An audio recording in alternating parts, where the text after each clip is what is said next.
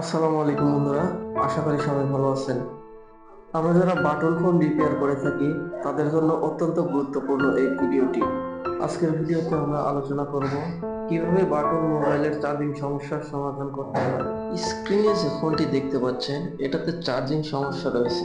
তো আমি এটাকে যখন চার্জে লাগাই দেখতে পাচ্ছেন এখানে কোনো প্রকার চার্জিং আইকন শো করছে না।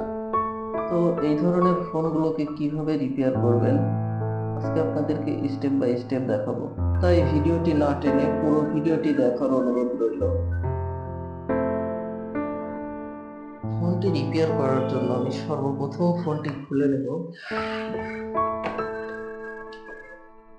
এরপর ফোনটি খোলা হয়ে গেলে আমি একটি মাল্টিমিটার দিয়ে চার্জিং পিনের ভোল্টেজ চেক করব।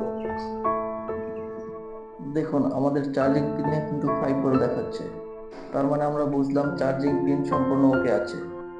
এই সমস্যাটি হয়ে থাকে মূলত একটি রেজিস্টর থেকে। তো এখন আমরা রেজিস্টরটি খুঁজে বের করব। রেজিস্টরটি খুঁজে বের করতে প্রথমে আমাদের প্রয়োজন পড়বে একটি মাল্টিমিটার। এরপর মাল্টিমিটার বিপ মোডে রাখতে হবে। মাল্টিমিটার বিপ মোডে রেখে মাল্টিমিটারের একটি ওয়্যার চার্জিং পোর্টের পজিটিভ পিনে ধরতে হবে, আর অন্য একটি ওয়্যার আশেপাশের যতগুলো রেজিস্টর আছে সেগুলোকে একটা একটা করে টাচ করতে হবে। যখন আপনি টাচ করতে থাকবেন তখন এর মধ্যে একটা রেজিস্টর বিপ দেবে, তখন বুঝবেন ওই রেজিস্টরে হচ্ছে সেই চার্জিং এর সিগন্যাল রেজিস্টর।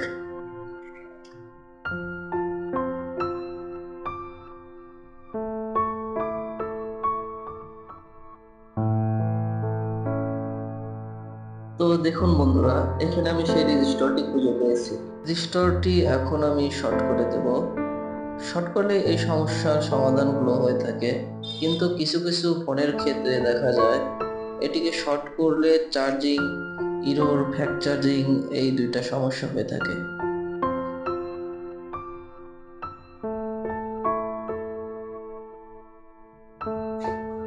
ফোনটিকে আমি একবার চালু করে নেব।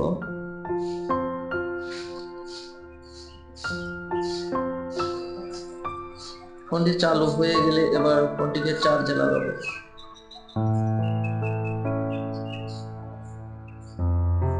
এখন সেই রেজিস্টরটি একটি টুইজার দিয়ে শর্ট করে ধরবো।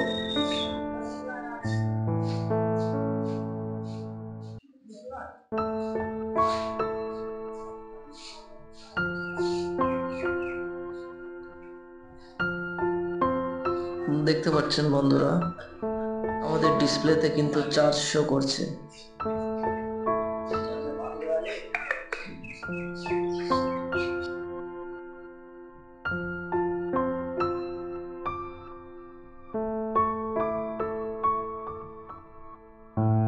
সোল্ডারিং আয়রনের মাধ্যমে রেজিস্টরটি খুলে একটি জাম্পার করে দেব।